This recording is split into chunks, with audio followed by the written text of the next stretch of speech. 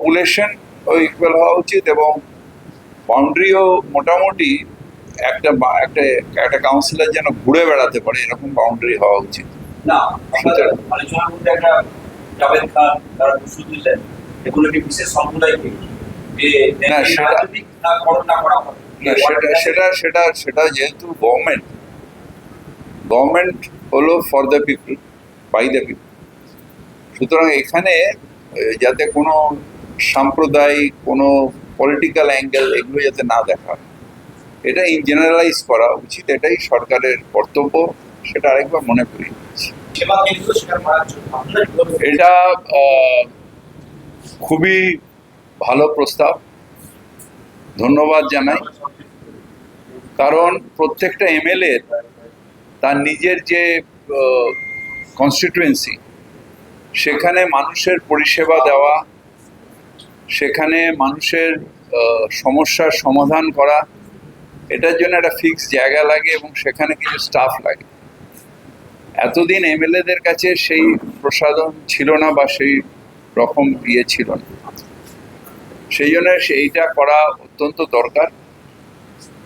এবং আরেকটা হচ্ছে, যদি আমাদের কলকাতার ক্ষেত্রে আমি এরকম কর্পোরেশনের কিছু জায়গায় বসতাম, যদি সেই পারমিশনটা মুখ্যমন্ত্রী করে দেন যে কর্পোরেশনের যে জায়গায় আমাদের কনস্টিটিউয়েন্সির মধ্যে সেখানে যদি এইরকম সেবা কেন্দ্র আমরা করে নিতে পারি, তাহলে আমার মনে হয় যে মানুষকে যে সেবা দেওয়া এই কাজটা অত্যন্ত ভালোভাবে হবে। পপুলেশন ইকুয়াল হওয়া উচিত এবং বাউন্ডারিও মোটামুটি একটা একটা কাউন্সিলর যেন ঘুরে বেড়াতে পারে এরকম বাউন্ডারি হওয়া উচিত।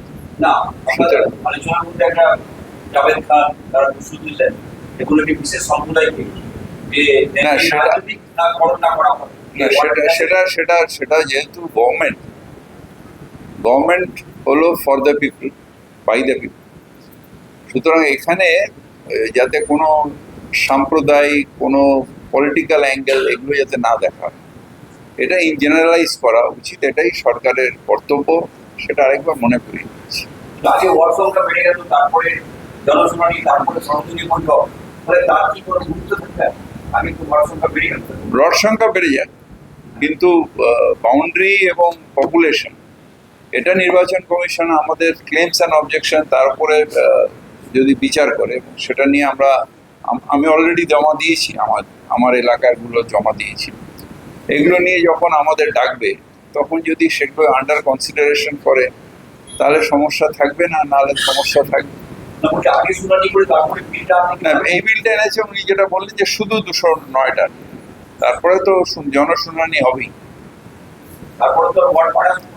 না, ওয়ার্ড বাড়ার জন্য তো হয় না, সেটা একটা ডিলিমিটেশন করে নিয়ে চলে যে ওয়ার্ড এতগুলো, কিন্তু বাউন্ডারি চেঞ্জ হতে পারে জনশুনানিতে, পপুলেশন চেঞ্জ হতে পারে, বুথ এখান থেকে পাশে যেতে পারে, পাশের বুথ এখানে আসতে পারে, সেটা যদি জনশুনানিতে যদি ওরা কনসিডার করে তাহলে এটা খুব ভালো। 2014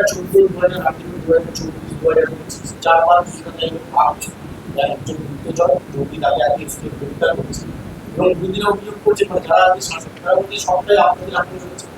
আপনাদের এই খোলা ঝুঁক এবং ফেন্সিং না দেওয়ার জন্য এই ধরনের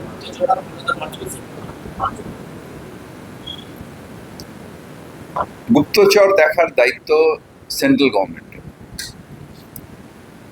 যে কোনো ফরেন ইনফিল্ট্রেশন অর্থাৎ অনুপ্রবেশ, এটা রোকার দায়িত্ব টোটালটাই হচ্ছে সেন্ট্রাল গভর্নমেন্টের। এবং শুধু বাংলায় এই সমস্যা না, এই সমস্যা টোটাল বর্ডার। আরও ডেঞ্জারাস হচ্ছে যেখানে কাশ্মীর, গুজরাট, পাঞ্জাবের একটা অংশ, সেখানে আরও ডেঞ্জারাসভাবে এটা হচ্ছে। তাও ধন্যবাদ জানাই এখানকার এসটিএফ বা এখানকার পুলিশ ফোর্সকে যে তারা ধরতে পারছে। অ্যাটলিস্ট পহেলগাঁও হচ্ছে, ওখানে তো পহেলগাঁওয়ের মতন একটা বিরাট ঘটনা ঘটল, তাহলে ওখানে ফেন্সিং এর কি অসুবিধা ছিল? ওখানে ওই যে অতগুলো আমাদের আর্ম ফোর্সকে মেরে দিল, সেখানে ফেন্সিং নিশ্চয়ই ছিল, সেখানে কি হলো? এখানে আমাদের যে পুলিশ ফোর্স আছে তারা দক্ষতার সাথে এদের ডিটেক্ট করছে ওখানে হয়তো ডিটেক্ট করতে পারছে না বলে এই ঘটনাগুলো ঘটছে। এই কাল না পরশু দিন শ্রীনগরের কাছে ওই এতে অনন্তমাগে বোধ হয় কালকে না পরশু হয়েছে, তো সেখানে কেন এগুলো হচ্ছে?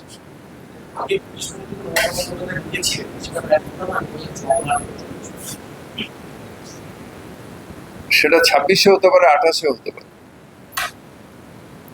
সুতরাং এখানে হওয়াটা আপনারা বড় করে দেখছেন, আর ওখানে যেটা সিরিয়াসলি হচ্ছে এখানে ধরা পড়ছে।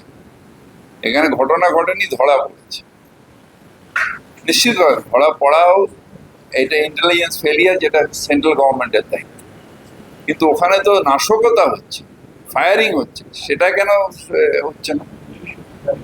সরকারের আমলে বলা হতো যে মুসলমানরা জঙ্গিদের সেফ আছে, এই সরকারের আমলে তো জঙ্গিরা এখানে ধরা পড়ছে। তাহলে সুতরাং বর্ডার ডিস্ট্রিক্টে এটা হবে, এবং এটা সেন্ট্রাল গভর্নমেন্টকে আরো বেশি তার ইন্টেলিজেন্সকে বাড়াতে হবে। অমিত শাহজির দায়িত্ব হচ্ছে যে আরো বেশি তার উইংসটাকে বাড়িয়ে দিয়ে এটাকে কন্ট্রোল করতে হবে, কারণ এটা এখন একটা বড় সমস্যা আমাদের দেশের। এবং এই নাশকতা একটা, যেখানে সাধারণ মানুষের প্রাণ যায়, এটা খুব সিরিয়াসলি আমাদের দেখতে হবে। সেবা কেন্দ্র সেখানে মারার জন্য আপনারা কি বলবেন? এটা খুবই ভালো প্রস্তাব, ধন্যবাদ জানাই।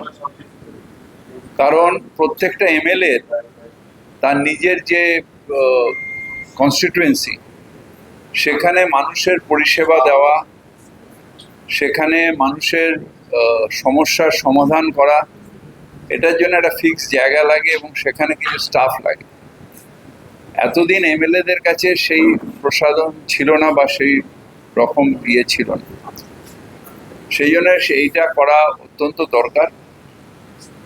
এবং আরেকটা হচ্ছে, যদি আমাদের কলকাতার ক্ষেত্রে আমি এরকম কর্পোরেশনের কিছু জায়গায় বসতাম, যদি সেই পারমিশনটা মুখ্যমন্ত্রী করে দেন যে কর্পোরেশনের যে জায়গায় আমাদের কনস্টিটিউয়েন্সির মধ্যে, সেখানে যদি এইরকম সেবা কেন্দ্র আমরা করে নিতে পারি, তাহলে আমার মনে হয় যে মানুষকে যে সেবা দেওয়া, এই কাজটা অত্যন্ত ভালোভাবে হবে। এবং এটা যথেষ্ট প্রশংসার যে এরকমভাবে একটা সুযোগ আমাদের সামনে উনি দিয়েছেন। আরেকটা হচ্ছে আসাম দিয়ে 10 ঘন্টা আসামে রাজ্যটাকে বাঁচানো। আপনি নেতাজি সুভাষচন্দ্র বসু তাকে নিয়ে বিজেপির অন্তরে নানা বিতর্ক দেখা যাচ্ছে। তাদের রাজ্যসভার সাংসদ নেতাজিকে গুন্ডা বলছে, দেশদ্রোহী বলছে। আজকে মুখ্যমন্ত্রী বললেন নেতাজি সুভাষচন্দ্র বসু সেবা কেন্দ্রটা আমাদের, এবং সেখানে নেতাজি আমাদের বাংলার গর্ব, ভারতবর্ষের গর্ব।